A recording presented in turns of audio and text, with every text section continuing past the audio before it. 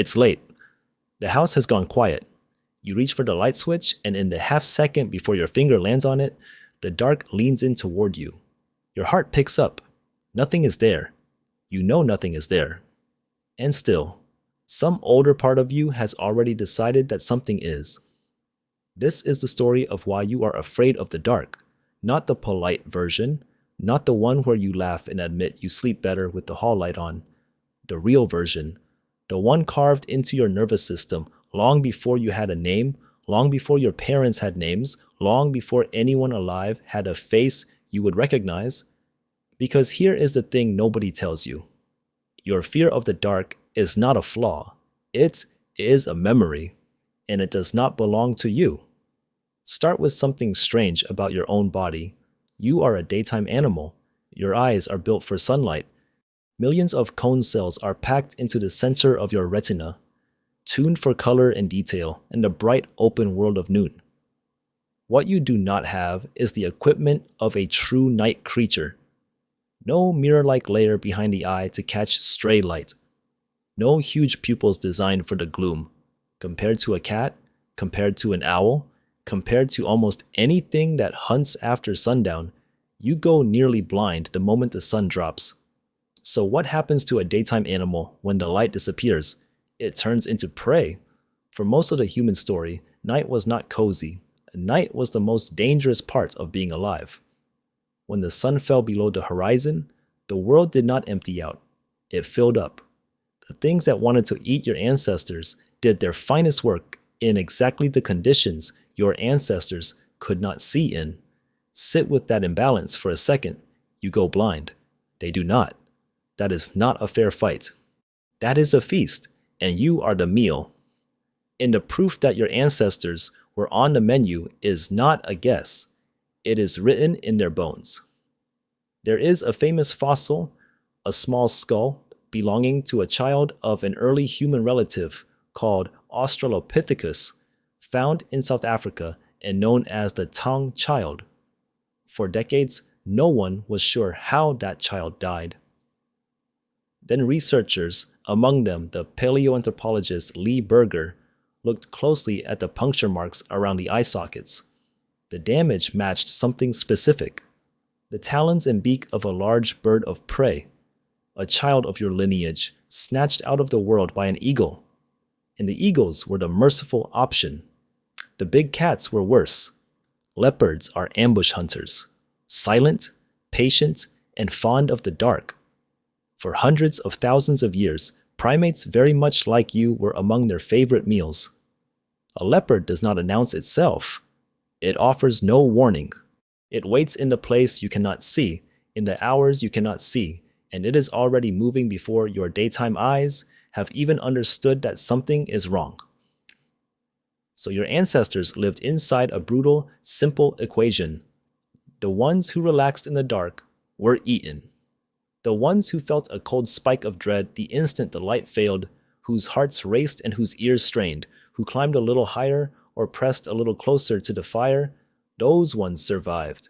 They survived, and they had children. And what they handed down was not a thought. It was a feeling. The exact feeling moving through you right now, reaching for a switch in your own safe hallway. And you can see the fingerprint of this everywhere, in places that have nothing to do with leopards. A small child who has never met a predator, never been warned about the night, will still cry the moment the bedroom light goes out. Nobody teaches that fear. It arrives on its own, fully formed, like a letter written long ago and only now delivered. Across every culture on Earth, in cities with locked doors and streetlights and not one dangerous animal for 1,000 miles, people feel it. Fear of the dark is one of the most universal fears your species carries.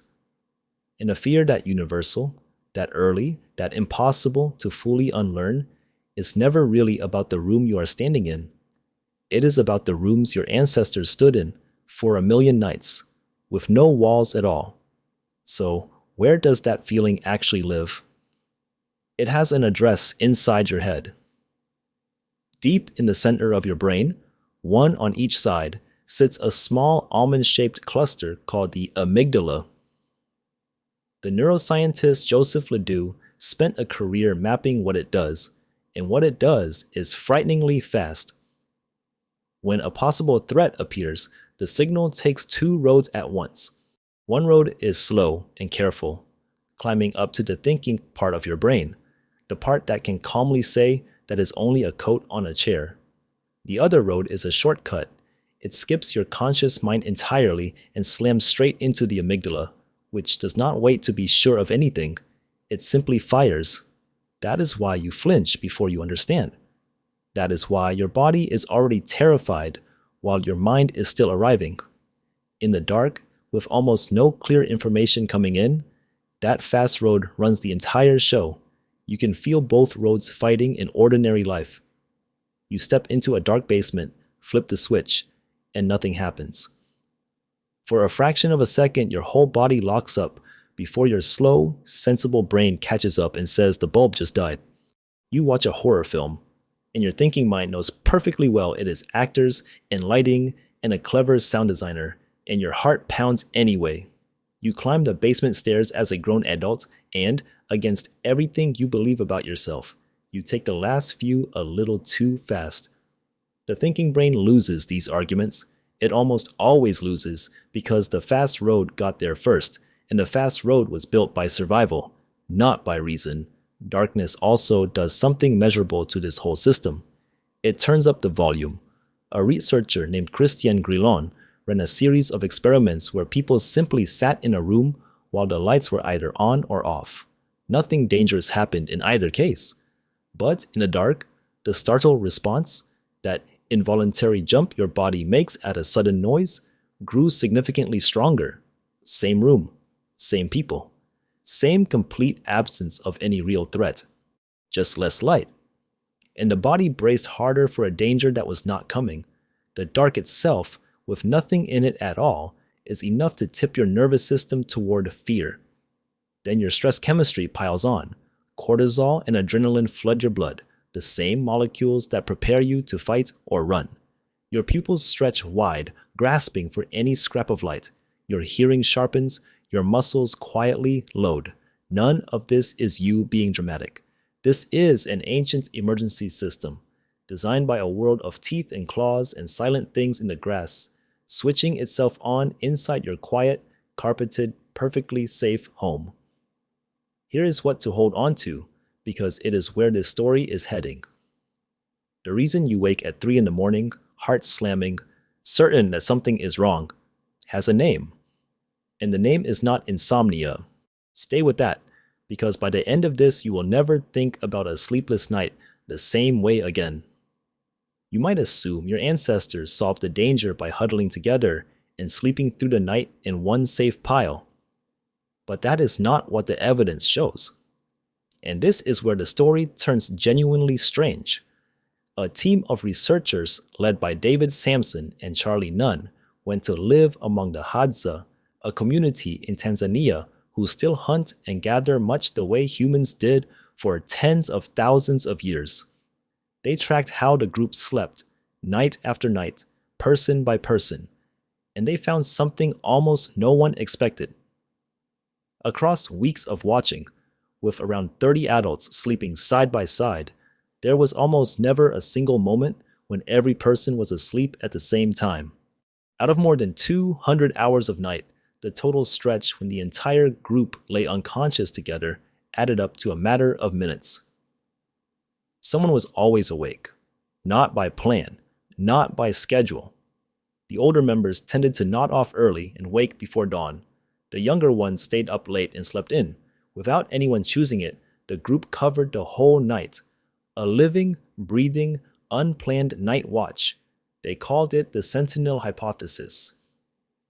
The idea is simple and a little beautiful. A group of sleeping humans is most defenseless in exactly the hours it can see the least. So evolution did not make everyone sleep soundly and deeply at once. It scattered your sleep on purpose. It shaped a species in which people naturally wake at different times, so that at any given hour of the night, someone has their eyes open, someone is listening, someone is watching the dark while the others rest. Your lighter sleep, your early waking, your wide awake stretch at 2 in the morning, These are not malfunctions. In the world that built you, they were the reason everyone else made it to sunrise. So think about what that means for you. When you snap awake at 3 in the morning, fully alert, scanning a black room, ears tuned to the smallest creak in the floor, you are not broken. You are not failing at sleep. You are reporting for a shift that no longer exists. Your body is standing watch over a camp that is gone, guarding a tribe that turned to dust thousands of years ago, listening for a predator that vanished from your world long before there were cities to hide it from. The fear is real. The threat is not. But the thing underneath the fear is the oldest and kindest thing about you.